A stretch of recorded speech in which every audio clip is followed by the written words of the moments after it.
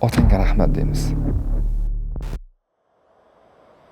Vaholanki ota ko'chada bo'ladi, ishxonada tirikchilikni band. Tarbiyani hammasini ona beradi.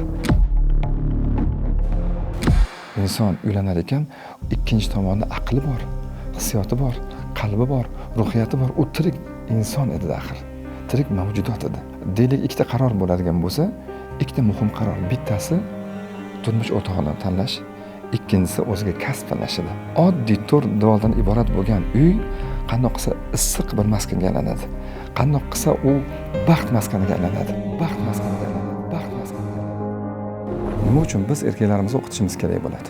Aynan erkak kishi mas'uliyati nimadan boshlanadi va nimada to'xtaydi? U erkak kishi biologik jihatidan erkak kishi edi, yaralish jihatidan va shaxs sifatida erkak kishi edi.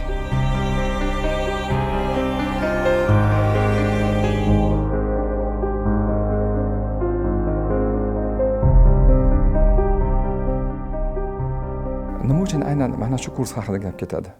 Nima uchun biz erkaklarimizni o'qitishimiz kerak bo'ladi? Chunki jamiyatimiz yarmi erkak, yarmi ayolda. Undoq bo'lgach, albatta ayollarimiz ham namuna sifatida odatda erkaklarga qarashadi. Erkak kishi namuna bo'ladi doim oilasiga ham, farzandiga ham. Doimo ayol kishi va farzand ota tomon intiladi. Biz doimo erkak kishi sifatida o'zimizni, shaxsiyatimizni rivojlantirishimiz kerak bo'ladi. Hatto boshqa mutaxassislar aytadiki, biz xuddiki tomga o'xshatsa bo'ladi. Tom shift singari, patolog singari. Nima uchun? Chunki biz qancha baland bo'lsak, erkak kishi o'zining ma'naviyatini, o'zining odobini, o'zining axloqini, o'zining ma'rifatini, o'zining idrokini, o'zining ongini qancha darajada, qay darajada yuqoriga qarab oshirsa, shu darajada uning oilasi, uning farzandlari, yaqinlari hammasi u kishiga qarab talpinadi. Shuning uchun jamiyatning yarmi erkak va yarmi ayol bo'lgandan keyin albatta erkak kishi nima qilish kerak? Bu narsada o'zining hissasini qo'shish kerak bo'ladi. Shuning uchun aytiladiki, erkak kishi rahbardir. Rahbariyat bu o'rinda mas'uliyat degan ma'nosida keladi. Aynan erkak kishi mas'uliyati nimadan boshlanadi va nimada to'xtaydi? Erkak kishi oilani ixtiyor qilishi qaysi nuqtadan boshlanadi? U qanaqa jihatlarga e'tibor berish kerak edi? Aynan oilani u baxtli maskan, muvaffaqiyatli oilaga aylanishi uchun qanaqa unsurlarga, qanaqa narsalarga e'tibor berish kerak edi? Aynan ayol kishi bilan erkak kishining o'rtasidagi psixologik yoki ruhiyatidagi farqlari, ularning ehtiyojidagi farqlari, bola tarbiyasidagi e'tibor beradigan jihatlarimiz va hokazo jihatlarni hammasini o'rgatadigan bu kurs aynan erkaklarimiz uchun, yosh yigitlarimiz uchun, oila qurmoqchi bo'lgan yigitlar uchun va oila qurgan yigitlarimiz uchun juda ham muhim bo'ladi va juda ham manfaatli bo'ladi deb o'ylayman. Bilasizmi, juda ham bir qiziqarli so'z bor bizning xalqimizda. Aytiladiki, farzandga qarata otangga rahmat deymiz. Otangga rahmat deymiz. Vaholanki ota ko'chada bo'ladi, ishxonada tirikchilikni band. Tarbiyani hammasini ona beradi. Biz shunaqa tushunamiz. Voqelikda ham xuddi shundoq. Lekin nimagadir xalqimiz otangga rahmat deydi. Nima uchun bilasizmi? Chunki tarbiya beruvchi ona ham tarbiyani, odobni, axloqni otadan oladi. Shuning uchun mana hozirgi kunda mana peshqadam maktabiga qaraydigan bo'lsak, ayollarimiz, opa-singillarimiz bularni aqlan, vijdonan, qalban, ruhan va shaxs sifatida shakllanish haqida gap ketadi-da. Lekin bilasizmi, mana shu bu holatda erkaklar ham tengma-teng harakatda bo'lish kerak bo'ladi. Hatto men aytamanki, kerak bo'lsa erkaklar bir qadam oldinga o'tib olish kerak bo'ladi. Nima uchun? Chunki erkak doimo oilaning ustuni hisoblanadi. Oila uchun ustoz hisoblanadi.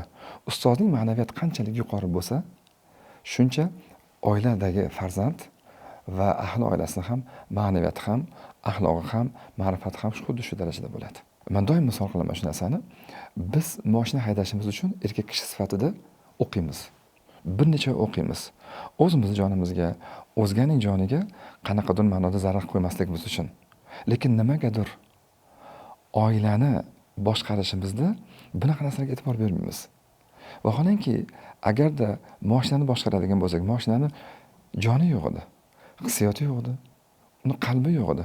Lekin ikkinchi tomon inson uylanar ekan, ikkinchi tomonda aqli bor, hissiyoti bor, qalbi bor, ruhiyati bor. U tirik inson edi axir. Tirik mavjudot edi.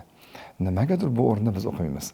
Albatta bu o'rinda ham biz o'qishimiz kerak bo'ladi. Chunki hayotni boshqarish mashina, avtoulovni boshqarishdan ancha murakkab va ancha xatarli va ancha muhim hisoblanadi. Birinchi o'rinda kursda inson, erkak kishi birinchi o'rinda o'ziga baho berishni boshlaydi. Erkak kishi, uning erkakligi ikki taraflama bo'ladi. U erkak kishi biologik jihatidan erkak kishi edi, yaralish jihatidan va shaxs sifatida erkak kishi edi. Xuddi shu singari ayol kishi biologik jihatidan, yaralish jihatidan u ayol edi va shaxs sifatida u ayol kishi edi jamiyatda. Birinchi o'rinda oladigan javobi, u erkak shaxs sifatida erkakmidi yoki hali ham biologik jihatidan erkak kishimidi? U bilan buni farqini bila oladi.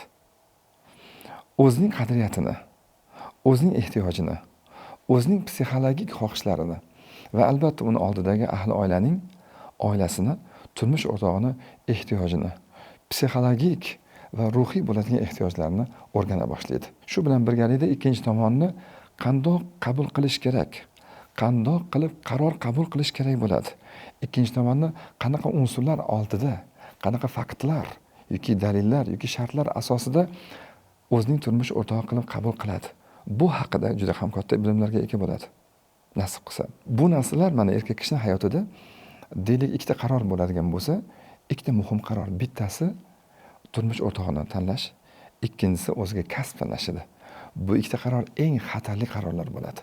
Birinchi o'rinda inson, erkak kishi o'zining kim ekanligini, shaxs sifatida o'zining hayotdagi missiyasi va vazifasi va bu qarorni qandoqsa to'g'ri qabul qilishi haqida, ikkinchi tomonni psixologiyasi, uning ruhiy holati va qandoq qilsa oddiy uy deylik maskanga aylanadi.